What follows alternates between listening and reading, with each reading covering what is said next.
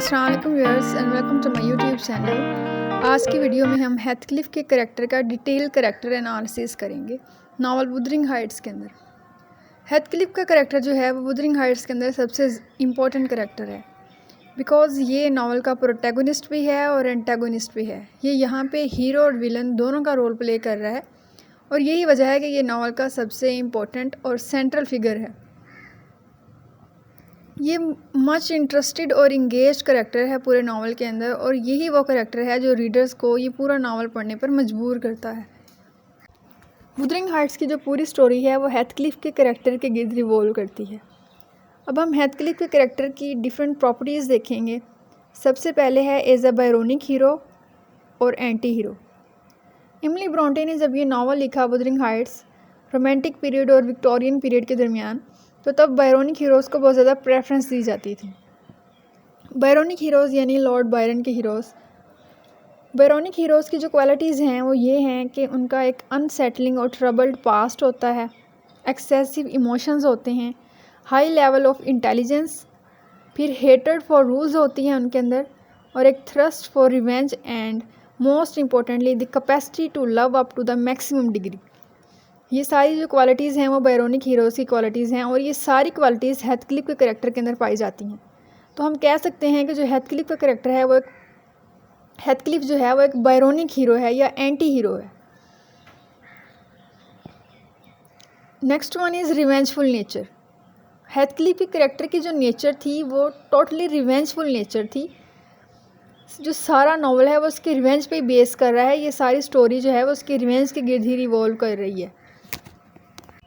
हेथक्लिफ की नेचर बचपन से रिवेंजफुल नेचर नहीं है। उसकी रिवेंजफुल नेचर तब स्टार्ट होती है जब वो कैथरीन को नेली से ये कहते हुए सुनता है कि it would degrade me to marry Heathcliff now, और ये सुनकर वो वुदरिंग हाइट्स को छोड़ देता है। और जब उसे ये पता चलता है कि जो कैथरीन है वो उसे छोड़कर एडगर लिंटन से शादी करने वाली है। कैथरीन की एडगर लिंटन से शादी करना और हेथक्लिफ को छोड़ देना, ये जो चीज़ें हैं ये हेथक्लिफ के करैक्टर को एक रिवेंजफुल करैक्टर बना देती हैं, और फिर वो पूरी स्टोरी उसके रिवेंज पे के गिर्द रिवॉल्व करती है। वो डिफरेंट स्टेप्स लेता है जो कि अपने सिर्फ और सिर्फ अपनी रिवेंज की क्वेंच को पूरा करने के लिए, जैसे कि वो इज़ाबेला लिंटन से शादी करता है सिर्फ और सिर्फ रिवेंज के लिए, क्योंकि वो एडगर लिंटन की सिस्टर है और कैथरीन की नंद है।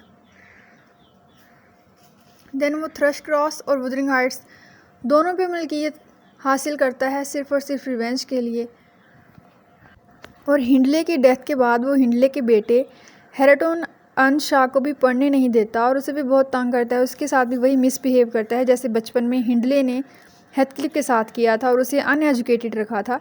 तो वो भी अपने रिवेंज को पूरा करने के लिए हेराटोन के साथ इस तरीके का सलूक करता है। और फिर हेथक्लिफ का जो एक ही बेटा होता है लिंटन हेथक्लिफ, वो उसे मजबूर करता है कि वो कैथी के साथ शादी करे ताकि इससे वो थ्रश क्रॉस ग्रेंज पर भी पूरी मलकियत हासिल कर सकें। तो वो ये सारे स्टेप जो है वो रिवेंज के लिए उठाता है और इसे एक रिवेंजफुल करैक्टर माना जाता है। फिर अगर हम नेक्स्ट देखें तो हेथक्लिफ का करैक्टर जो है वो एक सीनिकल करैक्टर है, यानी कि रूड करैक्टर है, एक रूखा सा करैक्टर है जिससे सिर्फ और सिर्फ अपने बदले से मतलब है। उसकी डिज़ायर टू इवेंज जो है वो उसे थ्रू आउट द स्टोरी उसके करैक्टर को पोर्ट्रे कर रही है। जब वो इज़ाबेला से शादी करता है तो उसके साथ बहुत मिसबिहेव करता है, उसे मारता है, पीटता है। ये सारी चीज़ें उसके सिनिकल होने की निशानदेही कर रही हैं। देन वो हिंडले के बेटे के साथ भी बहुत बुरा सलूक करता है।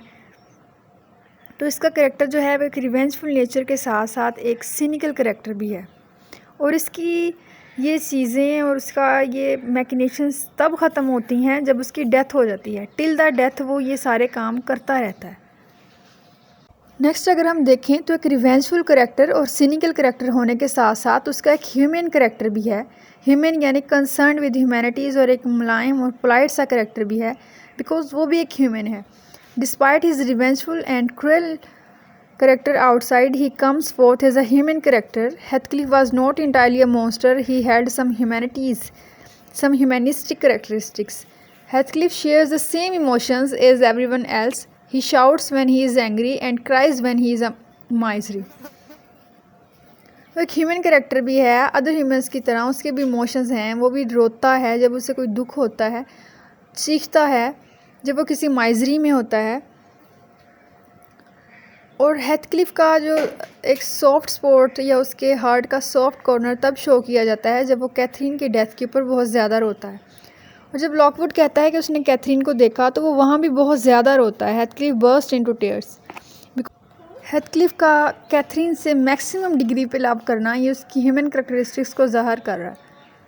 वो कैथरीन से बेहद मोहब्बत करता है और जब कैथरीन की डेथ हो जाती है तो ये वो उससे बर्दाश्त नहीं होता और वो बहुत ज़्यादा रोता है बार बार। ओरिजिनल टेक्स्ट के अंदर उसकी कोटेशन भी है, and I pray one prayer I repeat it till my tongue stiffens, Catherine Earnshaw may you not rest as long as I am living. वो कहता है वो कैथरीन की सुपर नेचुरल यानी कि उसकी रूह जो है वो उससे मुखातिब है और कहता है कि मैं ये दुआ करता हूँ कि तुम्हारी रूह को कभी भी सुकून ना मिले और तुम हमेशा मुझे हांट करती रहो। वो चाहता है कि अगर कैथरीन ज़िंदा नहीं मेरे साथ रह सकती तो वो डेथ के बाद मेरे साथ रहे। और वो पहले भी ये कहता है कि जो कैथरीन की सोल है वही मेरी सोल है। और वो एंड पे भी ये कहता है कि O God it is unalterable, I can not live without my life, I can not live without my soul. वो कैथरीन को अपनी लाइफ और अपनी सोल करार देता है। तो ये सारी चीज़ें जो हैं वो उसके ह्यूमन करैक्टरिस्टिक्स को ज़ाहिर कर रही हैं। और फिर अगर देखा जाए तो हेथक्लिफ का करैक्टर एक सिंपैथेटिक करैक्टर भी है, यानी कि नावल को रीड करने के बाद जो करैक्टर रीडर्स हैं वो हेथक्लिफ के करैक्टर पे सिंपैथी फील करते हैं। उन्हें हेथक्लिफ के कैरेक्टर पर तरस आता है क्योंकि जब नावल स्टार्ट होता है तो तब हेथक्लिफ की जो हालत होती है वह बहुत बुरी होती है। जब मिस्टर आंशा उसे लेकर आते हैं लिवरपूल से, वो एक यंग ओफन होता है और देन उसे बाद में भी बहुत एब्यूज़ किया जाता है, निगलेक्ट किया जाता है। तो जो उसका बचपन होता है वह बहुत मुश्किलात में गुजरा होता है। ये सारी चीज़ें जो हैं वो रीडर्स को सिंपैथाइज़ करती हैं हेथक्लिफ के कैरेक्टर के ऊपर। हिंडले जो है वो बहुत मिसबिहेव करता है, बहुत बुरा सलूक करता है हेथक्लिफ के साथ। और देन उसकी लाइफ में जो एक अच्छी चीज़ होती है वो ये होती है कि वो कैथरीन की मोहब्बत। और देन कैथरीन उसे एडगर लिंटन के लिए छोड़ देती है और उससे शादी कर लेती है। तो जब ये वाली स्टेज आती है, ये वाली सिचुएशन पैदा होती है, तो तब जो रीडर्स हैं उन्हें हेथक्लिफ के कैरेक्टर पे बहुत ज़्यादा तरस आता है। यहाँ पे सिंपैथीज हासिल करता है हेथक्लिफ का character. Through out the novel वो रिबिलियस रहता है, पैशनेट रहता है। और जब वो 3 इयर्स बाद वापस आता है तो जो कैथरीन होती है उसने एडगर लिंटन से शादी कर ली होती है और वो एक बेबी एक्सपेक्ट कर रही होती है। तो ये सारी चीज़ें जो हैं ये उसकी बहुत बुरी मेंटल कंडीशन को ज़ाहिर करती हैं। तो यहाँ पे जो रीडर्स हैं वो उसके कैरेक्टर पे सिंपैथी फील करते हैं। इन प्रॉपर्टीज़ के अलावा अगर देखा जाए तो हेथक्लिफ का कैरेक्टर जो है वो एक पैशनेट कैरेक्टर है, एक रेबिलियस कैरेक्टर है, एक स्टबबॉर्न कैरेक्टर है, बहुत ज़्यादा ज़िद्दी है बचपन से ही, वाइल्ड है और वो एक अनएजुकेटेड कैरेक्टर है। ये सारी प्रॉपर्टीज़ थी हेथक्लिफ के कैरेक्टर की। अगर हम क्रिटिक्स के सेक्शन को देखें हेथक्लिफ के कैरेक्टर के ऊपर तो कुछ क्रिटिक्स जो हैं वो उसके कैरेक्टर को एक सिंपैथेटिक कैरेक्टर करार देते हैं।